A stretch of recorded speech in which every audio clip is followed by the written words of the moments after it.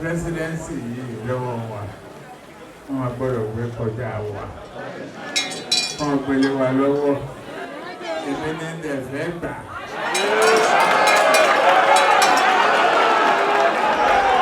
ẹ̀yin ọ̀dọ́ tó máa fi ẹ̀yin àjàgbá o ẹ̀yin ìkàlẹ̀ o gbogbo ẹ̀yin kéékèèké tẹ́ẹ̀gbì mọ́ tó pọ̀ yìí àtẹ̀yìn náà ẹ̀yin náà ní president. láàárọ̀ yìí ṣe ń dá tọ́sán yìí dùn ọlọ́run lè jẹ́ kí alẹ́ kúrò fún yín. ìdúpẹ́ ìpè ẹni ìlú àtàárọ̀ nípa pé ọ̀pọ̀lọpọ̀ aago mẹ́sàn-án lẹ́ ti dé sí èsì nìyẹn láti gbà fún ọgbẹ́ aago débi pẹ̀lú wọn dá nínú dé.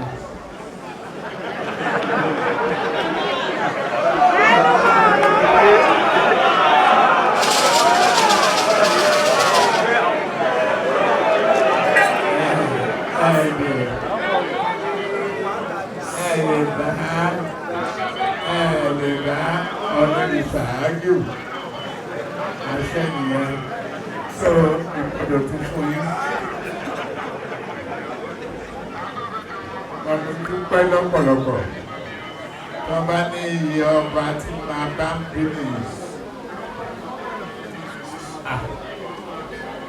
Màálù sí bẹ́ẹ̀tì.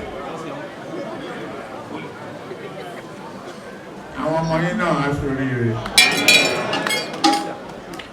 Òní bàjẹ́ ẹ̀dùn ọmọ ọmọ náà tí wọ́n á tọrọ lẹ́yìn ọ̀nà àdúrà yìí àdúrà gbogbo ẹ̀yin tẹ́ wà ní gbogbo ẹ̀yin orí adé tẹ́ wà ní. Tẹ́lẹ̀ dúró tí ọ̀dẹ̀rìṣà ọlọ́run lójú tí ọ̀dẹ̀jà yẹn kulẹ̀ pọ̀ gbé abáwọn sọ̀rọ̀ nínú pigs a lọ káàkiri ní 2013 apolówó Buhari alákòóyàn ní general ní ajájá general fún wa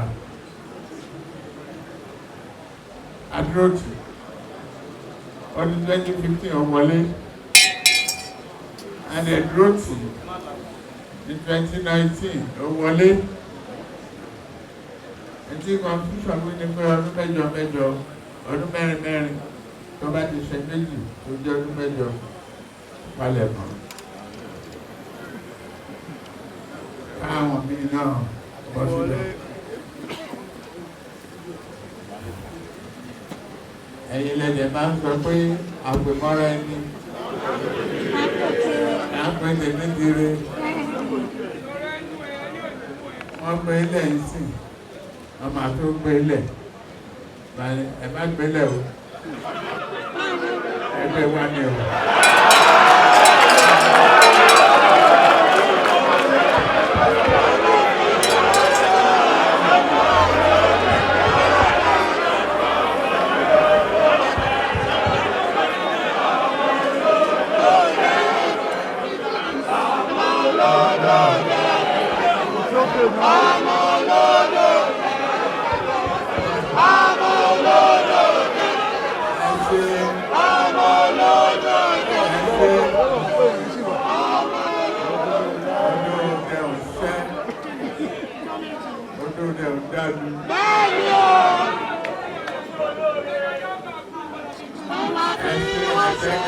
Ẹjẹ́ ká fún àwọn bàbá wa ní ọkọ̀ tó yẹ wọ́n torí ogun bí látàárọ̀ náà ti wà níbí.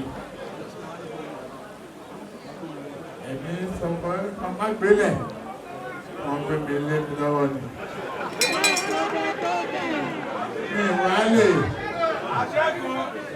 bẹ́ẹ̀ lè dá jágbà.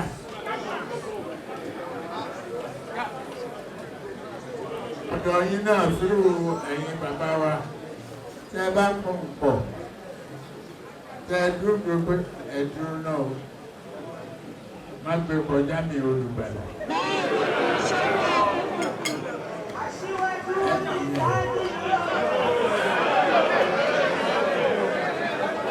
Tábà ti ní má gbé kọjá mi olùgbàlà. Ká má borin ẹ̀kúnrẹ́ kọ́ bá tètè múra sí rìn ká béèrè. Tí ọ̀rìn ìṣàbá sọ̀rọ̀, táwọn kan sọ̀rọ̀, Dáúdà lè sọ̀rọ̀, Tọ́wá sọ̀rọ̀, Àkárígbó sọ̀rọ̀, gbogbo ẹ̀wọ̀n kan náà tẹ́ fún nǹkan sí. Ẹ̀yin náà lẹ kọ́ wa pé àìfẹ̀sọ̀ kébòsí ni ò ṣe é jó sí. Kára fẹ̀sọ̀ ṣe é ká béèrè. Presidency yìí lọ́wọ́ wa wọ́n máa gbọ́dọ̀ gbé kọjá wa wọ́n gbélé wa lọ́wọ́ èmi ní ẹ̀fẹ́ gbà.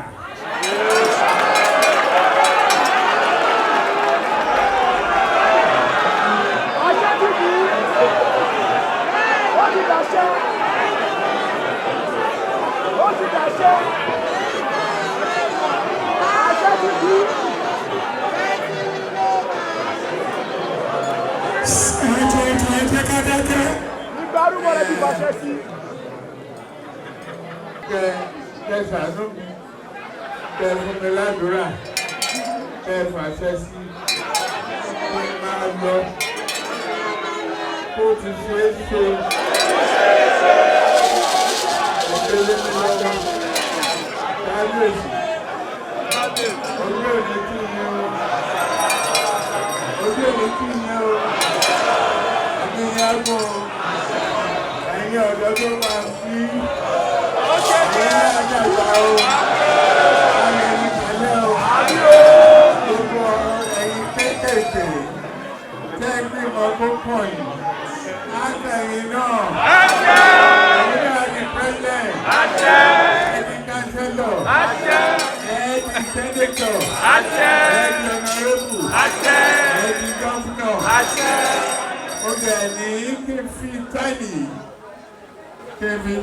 Dúpẹ́ lọ́wọ́ yín. Ẹjọ́ Sátidé tó kọjá yìí ẹ ṣe nomination gbogbo àyà àwátá farakọ̀ yìí ló já pè.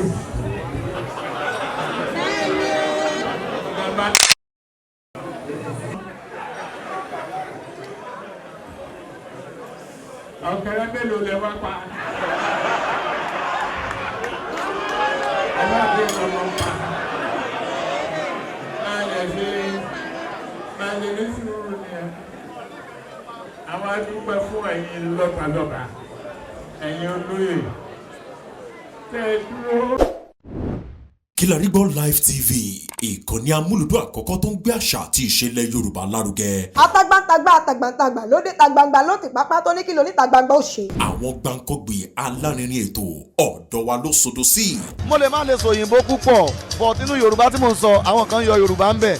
Ṣé báwa náà kọ́ Ọlọ́run ọba ni kámú láti Kilarigbo Unlimited. Kilarigbo Unlimited ládùn ètò tí kò láfiwé. Alárakúàrà. Orí ètò Alárakúàrà ní àwàyè lórí Kilarigbo TV. Mo lo ata, tomatoes, àlùbọ́sà, ẹyin, mo lo carrot, mo dẹ̀ tún fi hot dog náà sí. Mélòó la fẹ́ kà nínú eyín Adépèlé KPK kò gbọ̀kẹ̀. Kilarigbo ló ń jẹ́ bẹ́ẹ̀. Ká ṣe àkálẹ̀ àwọn ayẹyẹ lọ́nà tí ìgbàlódé léyìí tẹ́yìn ó sì gbádùn ẹ̀. Ọba sọ́yọ̀ ọ̀rọ̀ jábẹ́sì padà, ìwọ ni Olúwa wá fàyè mi ṣe yanu. Kilarigbo Live TV gbọ́ ń pa ẹ̀. Fún ìpolówó ọjà ọjà tàbí àkálẹ̀ èyíkéyìí ayẹyẹ tẹ́ bá fẹ́ ṣe ìyún event coverage pẹ̀lú owó tí ò gani lára. Kilarigbo Live TV ẹ̀rọ amóhùnmáwòrán.